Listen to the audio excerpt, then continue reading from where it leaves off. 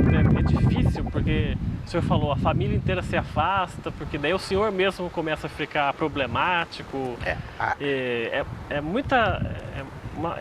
Muito triste nessa situação. Muito triste, porque a pessoa que usa substância química, automaticamente ela se isola das pessoas, entendeu? E por vários motivos. O principal é que alguém vem falar conselhos na sua cabeça.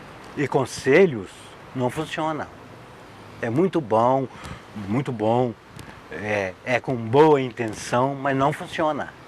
Oh, você precisa parar com isto, você precisa parar com isso, você precisa mudar de vida. Isso, para mim, nunca funcionou. O senhor achava que a pessoa estava te enchendo a paciência só, né? Então acontecia que eu me afastava, né? Me isolava dessas pessoas, dos meus irmãos mais velhos, que posteriormente já entraram na faculdade para fazer teologia, aquelas coisas tudo, e eram os principais a falar na minha cabeça. E eu não aprovava, né? Porque eu queria, eu pensava comigo, esses caras não estão com nada, né? Eu que estou de boa, mas no fundo... Era o caso das más companhias também. Má companhia. Então basicamente foi isso que aconteceu. E como é que foi a chave?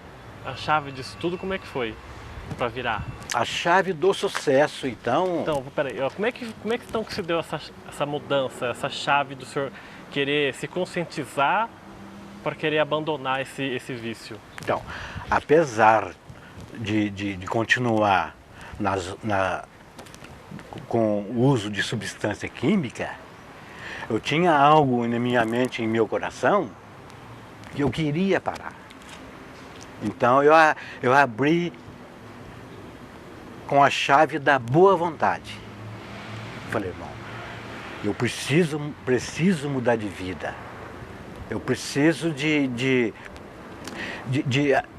abrir a porta totalmente, não deixar ela entreaberta. Eu vou abrir a porta da boa vontade e vou girar a chave e vou tentar. Porque apesar de estar no produto químico, eu nunca perdi a fé num poder superior. Entendi. Que na minha concepção é Deus. Nunca perdi. E a minha família, todas lá,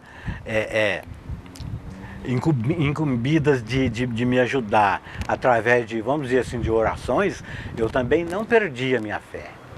Tanto é que quando alguém veio me convidar, eu não duvidei, falei, lá funciona, então eu vou. Fui. E a partir daquele momento eu não parei mais. Quer dizer, mas nos primeiros dias é difícil a abstinência, o senhor sofreu também nos primeiros dias. Os primeiros dias, a abstinência, ela agride mesmo a pessoa.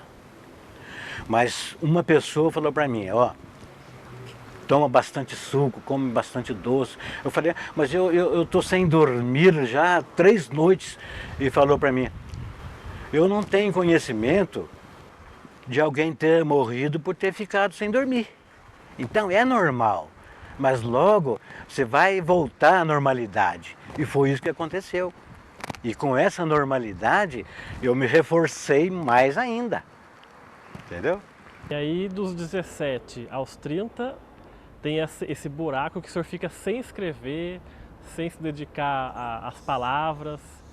Sim. E aí aos 30 anos o senhor se reencontra, né? Me reencontro. Começa a escrever de novo, aí eu quis fazer supletivo, né? Supletivo na vida. Aí o que aconteceu? Eu fui namorar, fui estudar, fui casar, fui arrumar profissão, fui arrumar emprego, porque até aquele momento eu não tinha nada. Eu era um zero à esquerda. Depois dos 30, igual eu falei para você, eu tive que fazer supletivo, porque a própria vida me cobrava. Você vai ficar assim, num zero à esquerda até quando? Então eu fui em busca do lucro, porque prejuízo eu já havia tido durante 13 anos.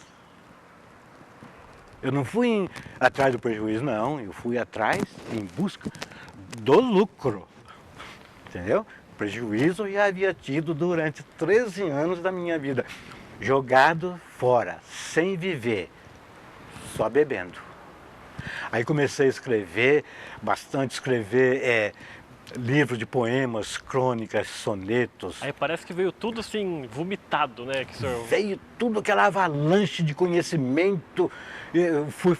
Não me formei, mas fui fazer contabilidade, que eu queria ser algo na vida. E eu sou um homem hoje realizado.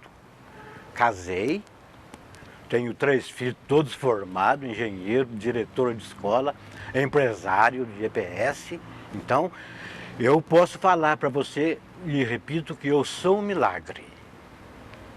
O que seria dos meus filhos se eu tivesse continuado naquela vida?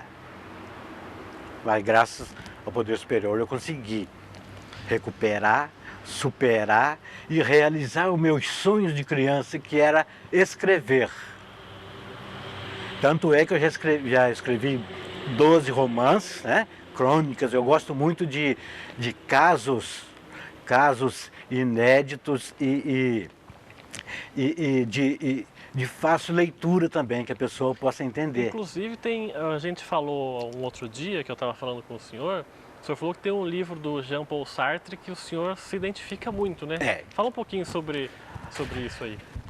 Então, eu tenho em minha casa uma mini biblioteca e com vários autores consagrados, tanto brasileiros como estrangeiros também. E o Paul Sartre ele descreve cenas que me identifiquei bastante com ele, entendeu? Nesse livro, A Idade da Razão. Então, só o título já toca na minha vida, A Idade da Razão. Você vê, então antes eu vivia na penumbra, aos 30 anos eu entrei na Idade da Razão. Aí quis fazer, como fiz, me consagrar, me realizar como pessoa, como um homem, né? E continuei. Então eu tenho lá contos inusitados. Contos inusitados é que você considera, imagina que não possa existir, que não possa acontecer. Mas eu tenho esse dom de fazer isso aí, entendeu? Contos inusitados. De onde o senhor tira as histórias? Por exemplo, esse livro aqui, que é o que o senhor lançou faz um tempo, que é o Pão com Mortadela. Como é que a imaginação do senhor trabalha? Esse livro aqui, por exemplo, o senhor escreveu de uma vez só ou teve muitas paradas para o senhor pensar? O que eu vou escrever agora? Ou como é que foi o processo disso? Na verdade, eu havia feito já 3 romances antes desse. Mas eu considerei que esse aí seria o melhor para publicar, que era mais abrangente nos 7 pecados capitais, falava também de pessoas desregradas, né, que viviam também no mundo das drogas e que não tem nada a ver com o autor. Então eu fui bolando. Quando eu comecei a escrever o livro, eu já tinha ele totalmente criado na minha mente. A estrutura dele. A estrutura dele. Naturalmente que depois eu fui acrescentando, suprimindo, até chegar nesse ponto aí, entendeu? E as pessoas que leram, eu fiz 1000 livros, isso também é uma falta de experiência. Hoje em dia as pessoas fazem 100, 200 livros, mas eu fiz 1000 exemplares, vendi vários, tem outros em livrarias também, mas eu ainda tenho 250 livros na minha casa. Aos poucos eu vou doando, a pessoa vai em casa, parente, leva um de brinde, igual eu vou passar esse para você. Entendeu? E o esquema do romance estava já totalmente elaborado, articulado na minha mente. Quer dizer, esse livro aqui, o senhor diria que passa algumas lições para quem for ler, por exemplo? Passa algumas lições para quem for ler. Por exemplo, quem não tem o espírito altruísta, né? Quem tem também o espírito audacioso, que gosta de enfrentar situações. E tem também os 7 pecados capitais, que é quebrado literalmente pelos personagens. A personagem vai cometendo um atrás do outro. Cometer um atrás do outro, retorna naquele, por exemplo, 7 pecados capitais. Orgulho, né? O orgulho é um dos primeiros. Gula, preguiça, vaidade, ambição. Então tudo isso aí está relatado aí, não relatado explicitamente. Mas se você ler, você vai entender, puxa, é isso mesmo. São situações que o senhor mostra, né? Situações que eu mostro, né? E situações que eu mostro também que a pessoa desregrada, ela pode ser ajudada. Basta ter boa vontade, igual eu te falei, para procurar ajuda. Porque tem muita gente sofrendo por aí, porque por conta do orgulho, que não procura ajuda. Aí o que eu penso? No dia que eu fui procurar ajuda, eu quebrei o meu orgulho, porque a pessoa que usa substância química que altera o comportamento e o humor, ela tem orgulho imenso. Tanto é que alguém falava, você precisa parar, o que você tem com isso? Eu compro, eu cheiro, eu bebo com o meu dinheiro. O orgulho, né? Falava mais alto. Quer dizer, o senhor é uma pessoa que acredita na superação do ser humano. Acredito profundamente. Eu acredito no altruísmo, acredito na abnegação, acredito na regeneração do ser humano. E eu repito, eu sou um milagre. Porque se o senhor tivesse continuado, provavelmente o senhor não estaria aqui hoje. Não né? estaria. Não estaria. O senhor teve medo de morrer? Na verdade, tem algo obscuro no meio aí que é até um pouco difícil falar, mas eu não tive medo, tanto é que eu tentei. Eu não tive medo. A morte não me assombrava. Eu pensava comigo, a morte será o meu alívio. Quer dizer que o vício supera até esse medo de morrer. Supera. Tanto é que eu me envenenei. Eu nem gosto de falar sobre isso, mas eu me envenenei. Aí eu digo para você que Deus tinha um plano para comigo. Tanto é que eu estou aqui até hoje. E o plano meu era o quê? Me estruturar na vida. Regenerar. Recuperar os valores que eu havia perdido. Se tornar um cidadão de novo, né? Ser um cidadão digno. Ser um cidadão digno. E voltando a falar sobre a literatura, certo. O senhor tem um outro livro que vai ser lançado esse ano ainda. Então, aí se tudo correr bem, já está tudo lá programado para ser lançado o livro na Bienal de São Paulo em agosto. O senhor pode adiantar sobre o que é o livro ou não? O livro, ele tem 4 sessões, que são sessão de crônicas, né? Contos inusitados que eu gosto muito, sonetos, poemas e poesias.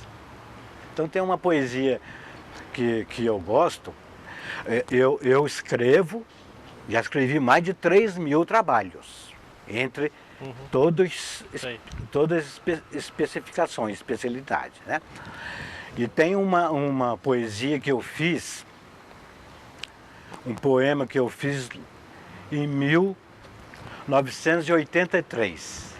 O poema, o título é O Vento, entendeu? Tenho oportunidade de falar agora? Pode falar. Então. O vento sopra em teus cabelos, eles flutuam no ar com liberdade e beleza. Queria ser o vento para poder te tocar, sem te ferir, sem te machucar. Queria ser o vento para soprar do teu rosto toda tristeza e mágoa, e como mágica fazê-la flutuar. Então eu vai ficar inacabada, porque eu não quero ficar emocionado, entendeu? Quer dizer, o senhor se inspira muito na vida para escrever isso também, né? O senhor pensou em alguém quando escreveu esse poema? Porque eu não posso nunca me esquecer de onde eu vim. As origens, né? as minhas origens, os ciclos da minha vida. E o que eu consegui, não que eu seja um resignado, mas o que eu consegui, para mim já está de bom tamanho.